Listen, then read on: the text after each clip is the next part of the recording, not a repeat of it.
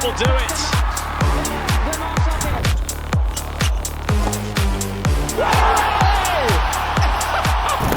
He once had to discreetly give himself insulin shots behind the scenes, quietly injecting his stomach each morning, fearing that if anyone found out, they'd stop seeing him as a true competitor.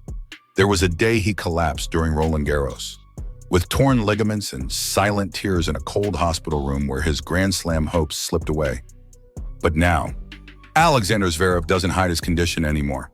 No longer a shadow behind the big three, he's a global face for Richard Mille, holds a $100 million Adidas deal, and strides onto the court with the quiet confidence of someone who's been through fire. From a nervous teenager concealing needles to a refined symbol of endurance and control, Zverev seemed to have written the perfect redemption arc.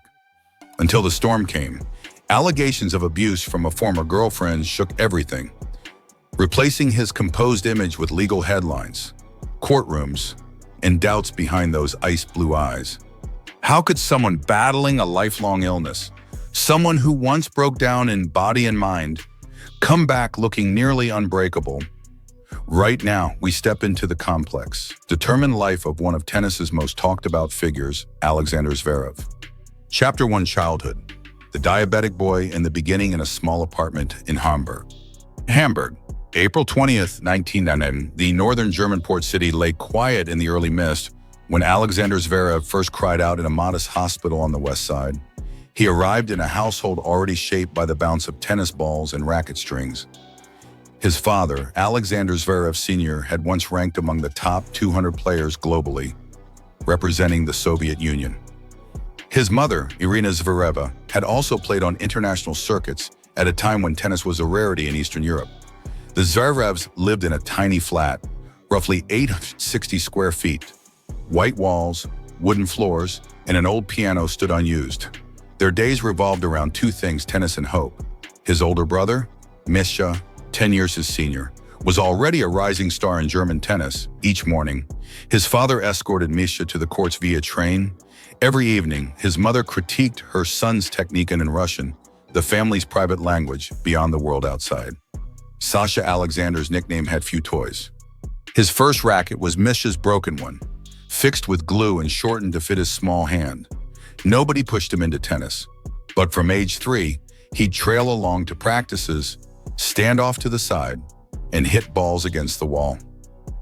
By the time he was 4, his family noticed something alarming, not in his swing, but in the fainting spells during practice. Later, Alexander was diagnosed with type 1 diabetes, a lifelong condition needing daily insulin shots and a strict eating schedule. It was the first blow to what seemed like a destined path. A child not yet out of preschool, already facing a serious illness, wasn't exactly the future tennis champion anyone pictured. The Zverevs chose to keep it quiet. In Hamburg, nobody suspected. Misha held his tongue around friends. His parents never informed tennis academies. Sasha grew up like a silent machine, each morning checking sugar levels, each noon eating on schedule, each afternoon heading to the court as though nothing was wrong. Yet what felt heavier than his illness was the silence. No comforting words when he hurt, no applause when he performed well. At home, tennis wasn't recreation, it was their lifeline. When Sasha turned 8, he claimed his first junior title in Hamburg. The official presented him the trophy and whispered to his father, "Your son might be Germany's next Boris Becker." But Mr. Zverev Sr. merely smiled and replied, "No, he will be the first Zverev." Sasha didn't grasp those words then. But by 10, he began to understand Zverev isn't just a name. It must be earned with every serve, every drop of sweat, and every insulin injection before a match. And to this day, nobody remembers the last time that boy shed a tear. Chapter 2: Career: the outsider who defeated both Djokovic and Federer. No one warned Zverev that stepping into pro tennis would feel like entering a labyrinth without directions. But at 16, he chose to go forward.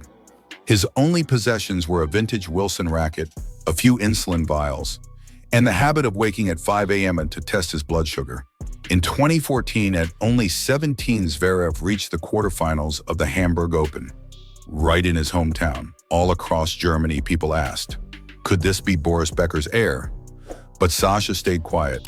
He wasn't given to talking. Instead, His feelings were expressed on court, in serves over 135 or slicing backhands as precise as surgical tools. In 2017, he upset Djokovic in the Rome Masters final, then defeated Federer in Montreal. At just 20, Zverev already held 2 Masters 1000 trophies. The media named him the chosen one, but nobody saw that every match morning. He quietly injected insulin into his stomach, as if preparing for a hidden battle. In 2018, Zverev captured the ATP Finals title. He beat Federer, then Djokovic. The image of him lifting the trophy under London lights seemed triumphant. But that same night, he texted his father one simple message: "I'm tired." Then came the turbulent 2020 stretch. A relationship ended. His ex, Olga Sharipova, accused him of abuse. The ATP opened an extraordinary investigation. Social media rushed to judgment before facts emerged. On court, Zverev kept competing and winning. Off court, he remained silent. No explanations, no defenses, just swinging his racket as though that was his only lifeline. At the 20 U.S. Open, he reached his first Grand Slam final. With a 2-set lead, he eventually fell to Dominic Thiem in a tense 5-set match. Many labeled it a missed chance, but Zverev simply remarked, "At least I was very close." A year later, he secured Olympic gold in Tokyo 21. He defeated both Djokovic and Khachanov. Nobody questioned his toughness anymore. Yet the Grand Slam trophy, his ultimate ambition, still eluded him. In 2022, he reached Roland Garros semifinals and faced Nadal. The match went over 3 hours. But before the end of the second set, Zverev suffered a serious ankle injury. He was carried off in a wheelchair. That image recalled a boy once playing tennis with unstable blood sugar. Again, Zverev was facing his own body's limits. Throughout 2023, he didn't claim major titles, but he didn't relent. He trained alone in rehab, repeatedly drilling shots even in empty rooms. Critics labeled him a broken next gen. He never responded. That wasn't his style. Then in 2024, he surged back into the top 5 worldwide. He won the Munich Open and reached in Roland Garros semifinals. At year's end, he won Shanghai Masters after defeating Tsitsipas and Alcaraz. Early 2025 saw him reach the Australian Open final against Jannik Sinner. But again, he lost. For the 3rd time, Zverev touched Grand Slam glory but couldn't claim it. Leaving the court, he didn't shatter his racket, gripe, or shed tears. During the press conference, a reporter asked, "Do you think you'll always be someone who almost wins?" Zverev simply smiled. "Maybe. But almost winning means I'm still in the game." In tennis, where fame can flicker instantly, Zverev isn't a passing storm. He's like steady rain, quiet but consistent enough to shape his entire season. Chapter 3 and assets: Monte Carlo, Porsche, and insulin packs in the fridge. There was no red carpet, no media fanfare, no trendy influencers snapping selfies from the living room. But tucked away in a peaceful corner of Monte Carlo, not far from the marina, Alexander Zverev quietly enjoys a life of understated luxury. His penthouse crowns the top floor of an anonymous building, gazing out at the Mediterranean. 3 sides are walled in glass, awash in soft blue light, and the 4th hides a private gym where each afternoon he cycles, practices volleys, and discreetly checks his glucose. Nothing flashy, yet every inch exudes meticulous luxury. Italian Carrara marble lines the walls. Gray oak wood covers the floors. Smooth grapsapties flows from a built-in Bang & Olufsen system. Not as a status symbol, but as company for a millionaire athlete raised with syringes stashed in his tennis bag. Zverev doesn't collect dozens of exotic cars like Floyd Mayweather, but every vehicle in his garage has purpose. Parked below, you'll find a silver-blue Porsche 911 Turbo S, a limited edition custom-built in Leipzig. Beside it sits a matte gray Audi RS7, his go-to ride for daily practice runs, and a Mercedes-AMG G63, because, sometimes, even Monaco has winding mountain roads to conquer. He once attended Paris Fashion Week in an impeccably tailored gray suit. Peeking from under his cuff was a Richard Mille RM6702, Alexander Zverev edition, feather light at just 32 grams, specially crafted. and valued at over $150,000. But unlike many who display their wealth loudly, Zverev keeps his wrist low.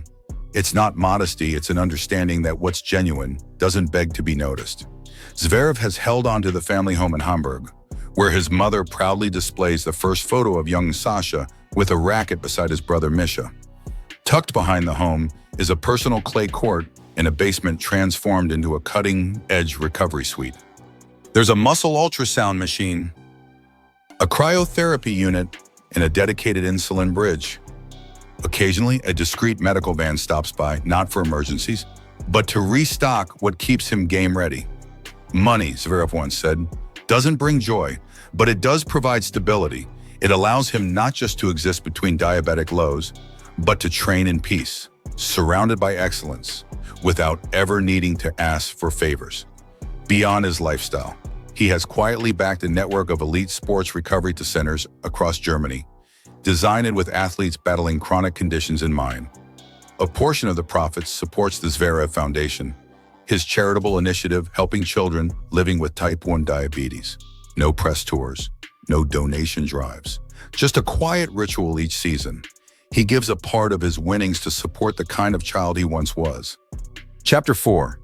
Marriage, but lovers hush his daughters in a private life untouched by anyone. On the tennis court, Zverev operates like a master plan come to life, cool, calculated. Each move precise and deliberate. Nothing excessive, nothing left behind. Every step in quiet harmony.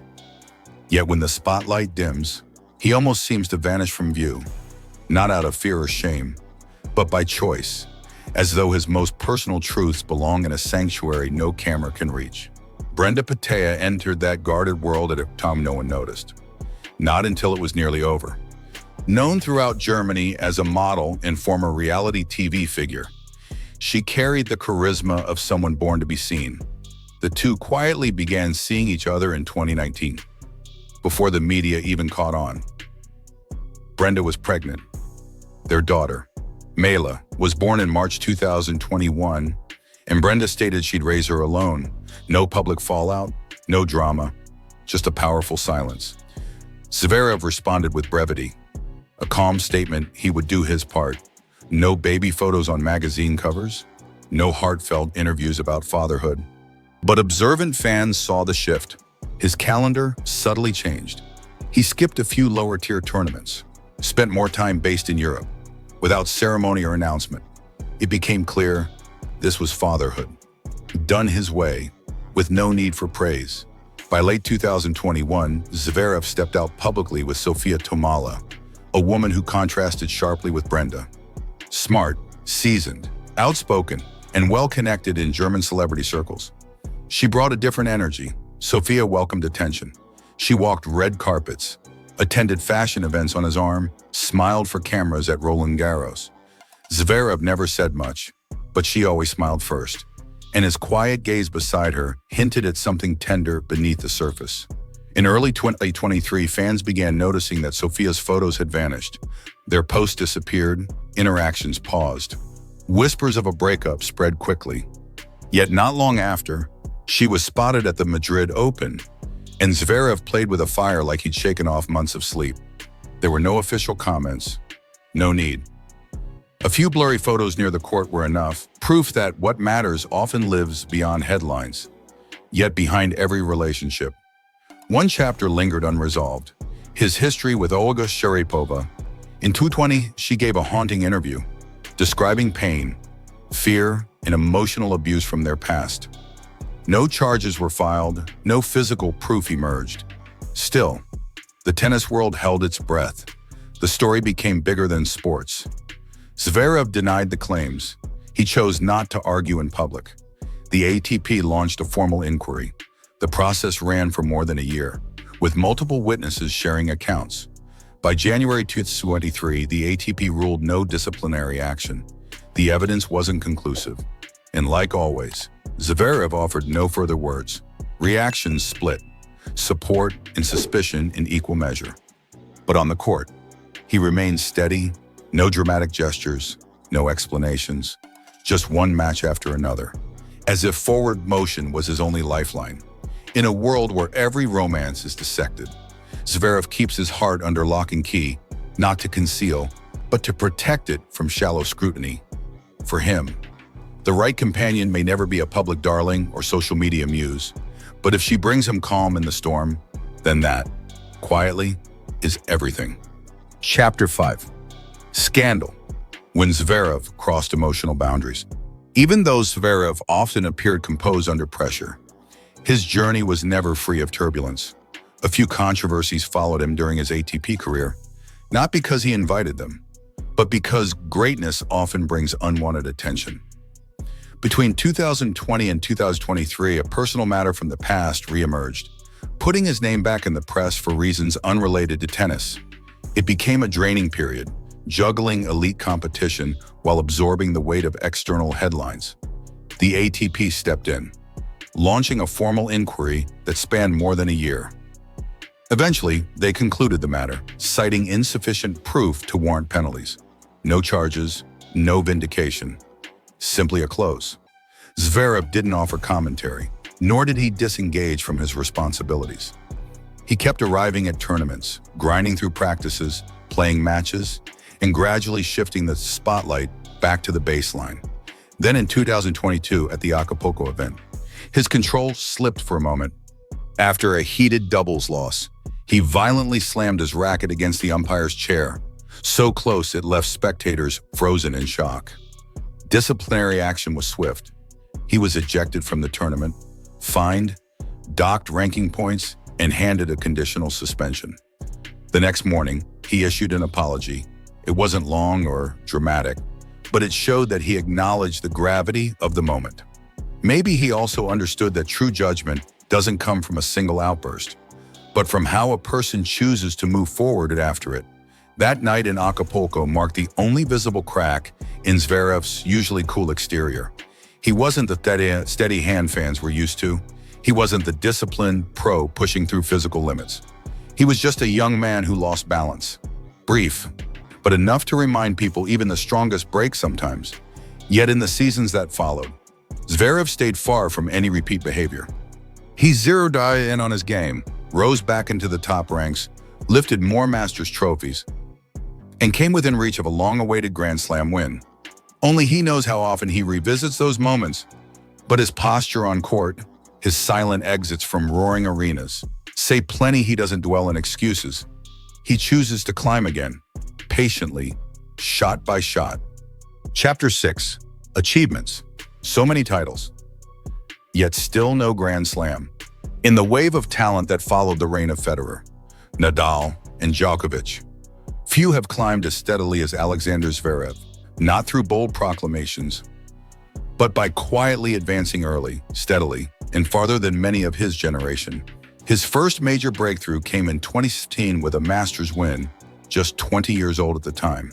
He defeated Djokovic in Rome, a powerful introduction to tennis's elite circle. Soon after, he toppled Federer in Montreal, a young man with icy focus and golden hair, standing tall without needing anyone to lead the way. The following year, Zverev claimed the ATP Finals crown in London, a prestigious title reserved for the season's top 8. In that tournament, he beat Federer in the semis and Djokovic in the final. 2 giants, 2 victories, and a trophy that only the toughest players ever earn. Many believed the Grand Slam win was just around the corner, but not every story moves in a straight line.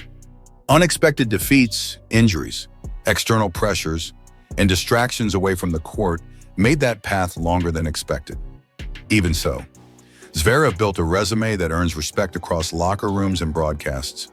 He rose to world number 2, captured Olympic gold at Tokyo 2021, and won 2 year-end ATP finals, secured 5 Masters 1000 titles, and took home numerous other ATP trophies. Plenty of pros retire without even 1 Grand Slam semifinal. Zverev has made multiple deep runs at Roland Garros, played it in a US Open final, and came within reach with again made at the 2025 Australian Open. Zverev's legacy hasn't come from flash, it's been carved with consistency. He's never lingered long outside the top 10. He's rarely bowed out early at major tournaments, and for someone managing type 1 diabetes every single day, those numbers mean more. They represent a life fueled by pure resolve. And maybe that's why fans stayed invested in his story, because he's never tried to make it sound extraordinary. He simply moves forward, quietly, methodically, with clarity, every swing, every stride, a soft reminder while trophies shine. It's the journey through each hard-fought season that often leaves the deepest mark. Chapter 7. Future: no championship yet, but never gave up. Now at 28, Alexander Zverev no longer draws attention for his age at post-match interviews, nor is he viewed as tennis's next big thing. He occupies a unique space, both seasoned and still chasing the one major victory that remains elusive. For most fans, Zverev stands as the highest-ranked player yet to claim a Grand Slam. But in his own mind, it no longer weighs as heavily. The desire to win is real, but the need to do it at all costs has faded. After all, he's endured setbacks, criticism, heartbreak. He's learned the deepest prize might be continuing to play while remaining true to himself. Earlier in 2025, he fought his way to the Australian Open final. He fell to Jannik Sinner, but that grueling 4-hour battle showed he wasn't done, that his fire still burned bright. Then came a twist. Sinner was later banned over a doping scandal. And just like that, Zverev emerged as a key favorite for Roland Garros, a place that once left him broken after a 2022 injury against Nadal. This time, he returns to Paris with strength in his legs and memories in his mind, not to seek revenge, but to finally finish what was left undone. Off the clay and away from the headlines. Zverev's lifestyle doesn't resemble that of a man winding down. He still boards long-haul flights, still trains with discipline, and still enters every major with full intent. Yet in recent interviews, his tone has softened, his thoughts expressed with new perspective. He speaks less about rankings now, more about balance, about healing, sustainability, and adapting to a sport that grows younger and faster by the year. He continues to expand the Zverev Foundation, a cause close to his heart, helping young kids cope with type 1 diabetes, a struggle he knows too well. He's also working to open a tennis center in Hamburg, blending elite coaching with medical support. It isn't a vanity project, it's a long-term investment in the sport and the city that shaped him. If all goes smoothly, Zverev plans to suit up for Europe at the Laver Cup in San Francisco, then chase Olympic gold once more in Los Angeles 2028, where tennis will return to a stadium rich in history, possibly providing the final chapter to a remarkable 20-year run. Alexander Zverev doesn't make noise to be heard. From his earliest years, his world revolved around illness, routine, and discipline. He rarely opened up and never leaned into self-pity. That quiet strength stayed with him into adulthood. When he plays, he gives everything. When it ends, he disappears from view. He stood on the edge of a Grand Slam title more than once. At times, it felt like just 1 point away. But setbacks came, some public, some personal, some we'll never fully know. And still, he didn't walk away. He kept training, kept showing up at the biggest events, kept holding on where others lost heart. Zverev never declared he was chasing the #1 spot. He doesn't boast about wanting to lift the greatest trophies. He just walks onto the court, every time, focused and firm, with a kind of quiet durability seasoned fans know well.